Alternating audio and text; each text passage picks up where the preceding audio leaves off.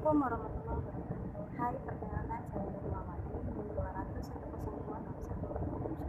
Nah, di sini kita akan membahas tentang bagian-bagian karya tulis ilmiah. Nah, karya tulis ilmiah itu sendiri apa? Nah, karya tulis ilmiah merupakan teks yang ditulis dengan susunan sistem yang sistematis, logis, dan memenuhi kaidah ilmu pengetahuan yang telah berlaku. Nah, terus apa sih karakteristik dari karya tulis ilmiah itu sendiri? Ada 7.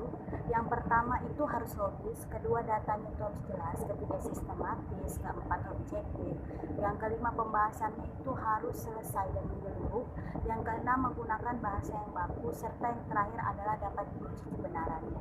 Nah, fungsi dari karya tulis ilmiah itu sendiri terbagi dari 3 bidang. Yang pertama pendidikan, yang kedua pengetahuan, dan ketiga adalah penelitian, yang dimana yaitu memiliki 3 fungsi. Yang pertama yaitu untuk uji coba, yang ketiga untuk kontrol, dan yang terakhir untuk ilmu pengetahuan. Nah, bagian-bagian dari karya tulis ilmiah itu sendiri ada 7. Yang pertama kata pengantar, yang kedua ada abstrak, tahap pendahuluan, yang keempat landasan teori, yang kelima adalah metodologi penelitian, yang keenam ada tahapan hasil dari penelitian, yang terakhir itu adalah penutup. Nah, kalau kata pengantar itu sendiri biasanya berisi dengan bentuk kata syukur, seperti puji syukur kepada Tuhan, serta mengucapkan terima kasih kepada rekan-rekan yang telah membantu, baik itu lembaga maupun sumber-sumbernya. Nah, terus ada lagi bagian abstrak. Nah, di bagian abstrak itu sendiri merupakan rangkuman dari atau intisari dari karya tulis itu sendiri. Biasanya terisi pendahuluan, latar belakang, masalah maupun masalah yang diteliti. Nah, terus ada tahap pendahuluan. Nah, tahap pendahuluan itu dibagi menjadi 3. Yang pertama latar belakang, rumusan masalah, dan tujuan. Nah, latar belakang itu merupakan pembahasan masalah apa yang alasan timbulnya suatu permasalahan. Itu pembahasan yang ingin dikaji.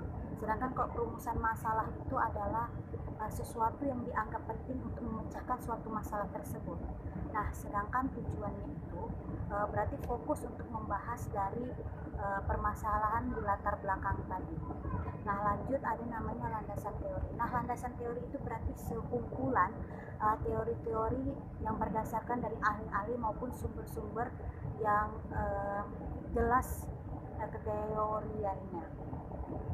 Baru lanjut ada metodologi penelitian, itu dibagi menjadi 3. Yang pertama metode deskriptif, yang kedua eksperimen, dan ketiga penelitian kelas. Nah, kalau deskriptif itu berarti metode penelitian ini bertujuan untuk menggambarkan fakta-fakta secara nyata, sesuai, tanpa ada pertambahan atau dikurang-kurangkan. Sedangkan kalau eksperimen itu merupakan gambaran yang diambil setelah melakukan sesuatu.